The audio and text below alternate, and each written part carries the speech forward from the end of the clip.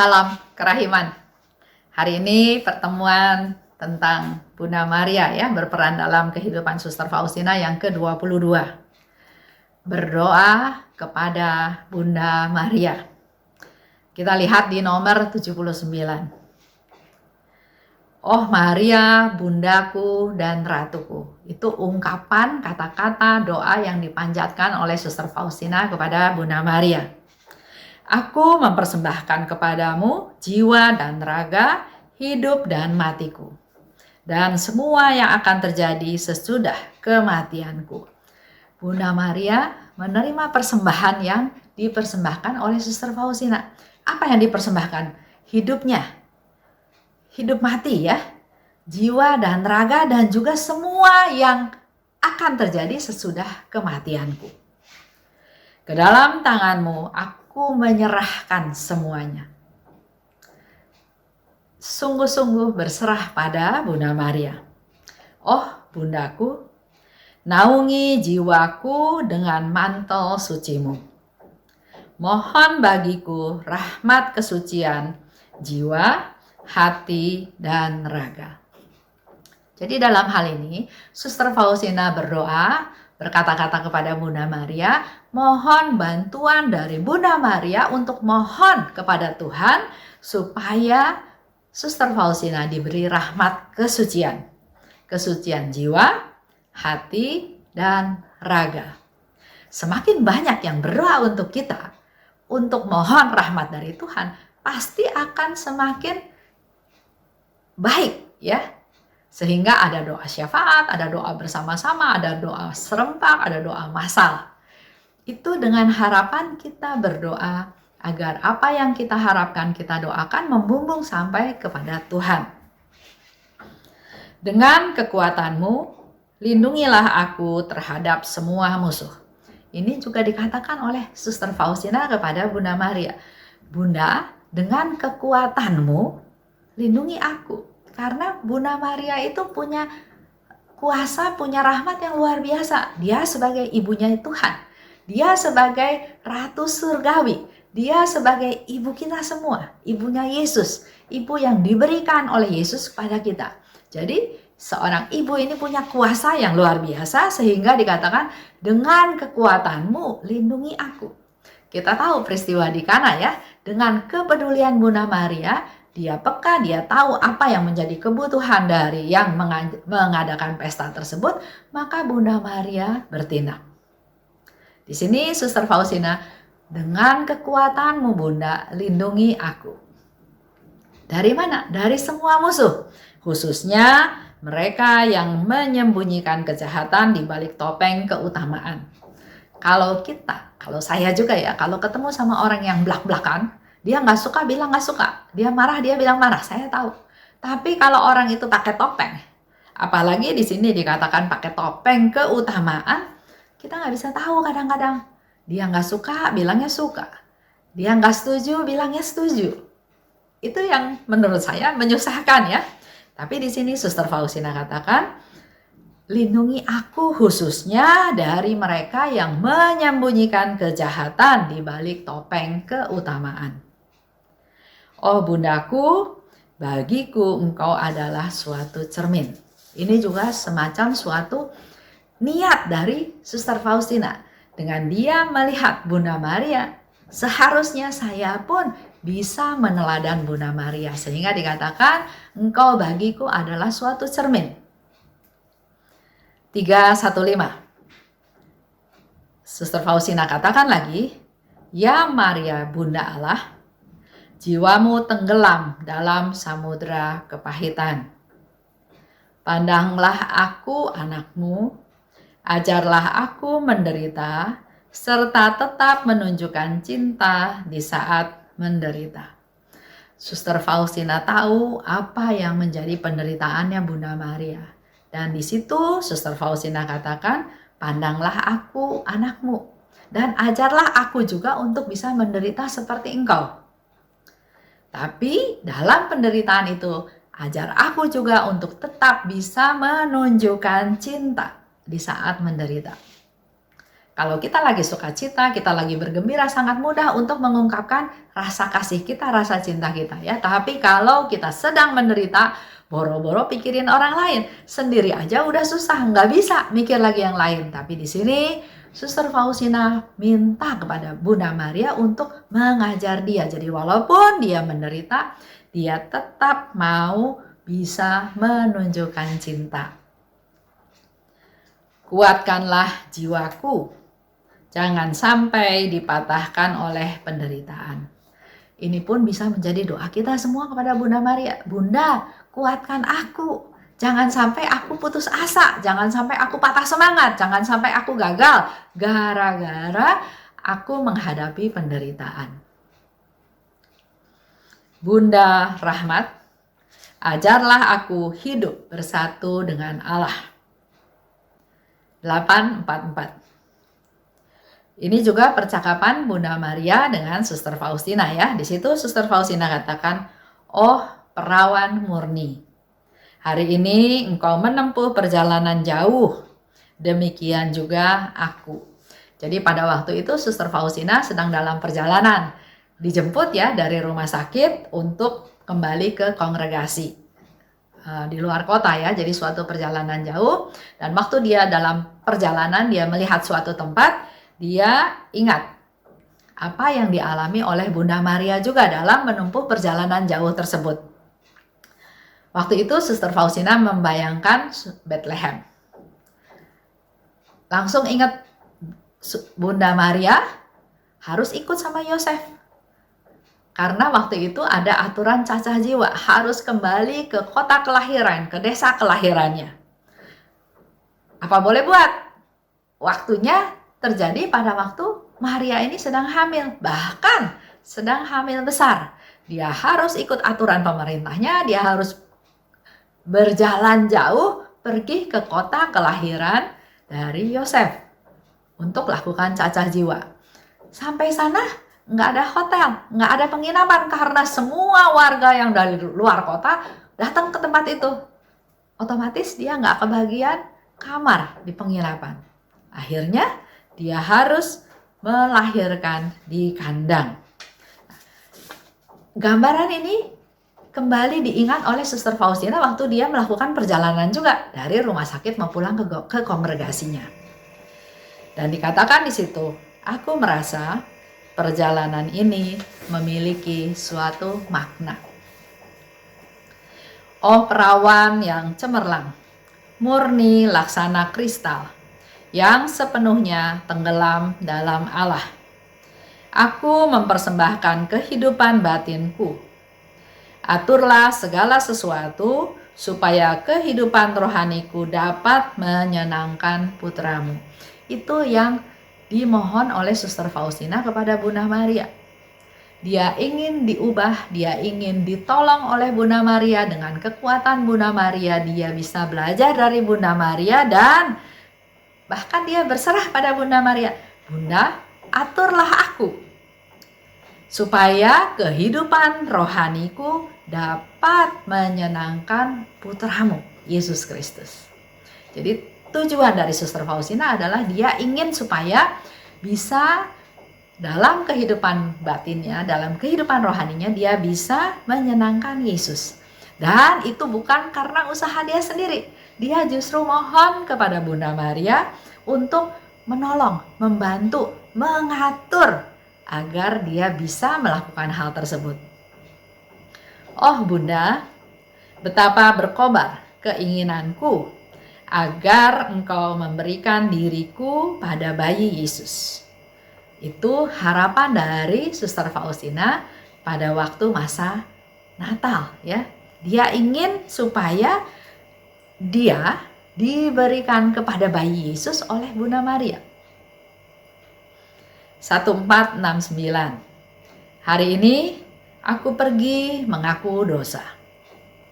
Lewat imam, Yesus meneguhkan aku. Ini yang juga harus kita ingat ya. Jadi pergi mengaku dosa bukan kita lagi mau disidang. Dosanya apa dibacain semuanya terus ketok palu 3 kali dihukum. Hukum ini, hukum ini, hukum ini. Bukan ya. Terima sakramen tobat. Pengakuan pertama dalam melakukan sakramen tobat adalah bahwa saya tahu Allah Maha Rahim. Sebesar apapun dosa saya tahu Tuhan akan ampuni saya. Ini iman kita yang pertama. Kita datang memang menerima sakramen tobat untuk menunjukkan bahwa memang kita tidak berdaya, kita jatuh, kita lalai, kita lemah, dan kita butuh kekuatan. Oleh sebab itu kita datang pada Tuhan, menyerahkan semua kelemahan kita, dan sekaligus Tuhan akan memberikan kekuatan-kekuatan rahmat-rahmat baru, supaya makin hari hidup kita akan menjadi makin lebih baik. Setelah selesai menerima sakramen tobat, Suster Faustina katakan, "Oh bundaku gereja Allah, engkau sungguh seorang ibu sejati yang memahami anak-anaknya." Jadi setelah mengaku dosa, dia langsung berhubungan lagi dengan ibunya, dengan bundanya. Lapor ya, seolah-olah lapor, "Bunda, saya sudah menerima sakramen tobat dan saya tahu engkau seorang ibu yang sejati, yang memahami keadaan anak-anaknya." Nah, kalau kita lihat di 1306, itu bicara khusus tentang kerendahan hati. "Oh perawan yang paling murni, tapi yang paling rendah hati, tolonglah aku mencapai kerendahan hati yang mendalam." Kerendahan hati itu ada grade-nya ya. Kalau kita baca di diary ada tingkat 1, tingkat 2, tingkat 3. Bahkan di situ dikatakan waktu itu Suster Faustina baru di tingkat 2. "Kini aku mengerti mengapa jumlah orang saleh tidak banyak. Karena begitu sedikitnya jiwa yang rendah hati." Ini menjadi satu pengetahuan buat kita semua ya, bahwa yang rendah hati itu sedikit. Kita mau rendah hati, tapi begitu sampai tersinggung titik tertentu, wah, egonya keluar lagi, sayanya keluar lagi, maka kerendahan hati itu ternyata menurut Suster Faustina enggak banyak. Jadi dia bilang, nggak heran jumlah orang yang saleh nggak banyak karena sedikit orang yang rendah hati. 874. Kita juga bicara tentang kemurnian. "Maria perawan yang tak bernoda, bawalah aku ke bawah perlindunganmu yang istimewa, dan jagalah kemurnian jiwa, hati, dan tubuhku. Engkau model dan bintang pemandu hidupku." Itu juga yang menjadi harapannya Suster Faustina. Bergantung, berserah, belajar dari Bunda Maria sebagai model. Model dari kerendahan hati dan juga dari kemurnian. "Bawalah aku di bawah perlindunganmu yang istimewa supaya menjaga kemurnianku." Jadi sama juga, nggak bisa hanya usaha sendiri. Kita perlu mengandalkan Tuhan, dan kita boleh berdoa kepada Bunda Maria untuk Bunda Maria menolong kita, melindungi kita, memelihara, menjaga supaya kita selalu ada dalam kemurnian, baik dalam hati, dalam jiwa, maupun dalam tubuhku. Nah, kalau bicara tentang penderitaan, ada di 915. "Oh Maria, hari ini suatu pedang mengerikan menembus jiwamu. Selain Allah, tidak ada yang tahu penderitaanmu." Kita semua tahu ya, ada 7 pedang yang menembus hatinya Bunda Maria. Seperti yang kita tahu, ada 7 duka Bunda Maria, dan nggak ada yang bisa tahu kecuali Allah yang tahu penderitaan Bunda Maria. Pernah ya ada seorang ibu sharing sama saya. Dia punya anak laki, anaknya umur 20-an, mengalami suatu kecelakaan yang hebat, sampai anaknya itu ya luka menjadi koma, nggak sadar, dengan badannya yang hancur ya. Dan dokter itu juga katakan bahwa anak ini nggak mungkin bisa selamat. Sekarang pun dia napas dibantu dengan alat napas. Dan seandainya hidup pun anak ini akan menjadi orang yang lumpuh, ya sangat lumpuh ya, seperti tanaman aja gitu, lumpuh, nggak bisa bergerak, nggak bisa apa gitu ya. Nah, jadi dokternya meminta kerelaan daripada si ibu untuk bisa melepaskan anaknya pergi. Karena menurut dokter memang tidak ada harapan, dia napas pun udah dengan alat ya, mesin. Nah, di situ dia sharing, dia kasih tahu ke saya bahwa di situ saya baru bisa merasakan betapa menderitanya Bunda Maria. Melihat Yesus, anaknya yang gak berdosa, gak bersalah, disiksa, dihajar, diludahi, ditikam, dicambuk, ditendang, didorong dengan luka parah, kepalanya dimahkotai duri. Dia di situ baru bisa merasakan, waduh, luar biasa kesedihan Bunda Maria melihat anaknya seperti itu. Setelah dia juga mengalami hal yang sama, harus kehilangan anaknya yang masih muda, yang energik, yang masa depannya masih sangat terbuka lebar, yang baik, yang banyak temannya, yang disayang sama Tuhan, tapi dia harus bisa melepaskan itu. Jadi begitu sedih, begitu susahnya. Dan melalui pengalaman itu dia katakan, saya bisa jauh lebih mengerti apa yang menjadi penderitaan Bunda Maria. Nah, di sini Suster Faustina katakan, itu baru bayangan seorang ibu ya, tapi penderitaan yang betul-betul dialami oleh Bunda Maria hanya Tuhan yang tahu. Seperti apa penderitaannya? Jiwamu tidak hancur. Jiwamu berani sebab ia bersama Yesus. Bunda yang manis, satukan jiwaku dengan Yesus. Sebab hanya dengan demikian aku mampu bertahan dalam cobaan dan kesusahan. Kalau kita semua tanggung sendiri, pasti kita sudah putus asa, sudah berhenti di tengah jalan. Dengan segala macam tantangan hidup, perjuangan hidup, kegagalan, dan permasalahan yang kita hadapi, Suster Faustina katakan, satukan jiwaku dengan Yesus. Sebab hanya dengan demikian aku mampu bertahan. Aku masih punya pegangan. Yesus, Engkau andalanku.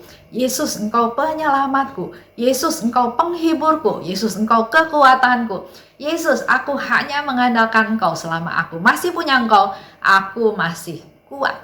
Aku masih bisa bertahan dalam cobaan dan kesusahan. Dan hanya dalam kesatuan dengan Yesus, kurban kecilku akan menyenangkan Allah. Jadi apapun yang dialami oleh Suster Faustina dipersembahkan sebagai kurban. Dan dia katakan, kurban kecilku ini kalau disatukan dengan Yesus maka akan menyenangkan Allah.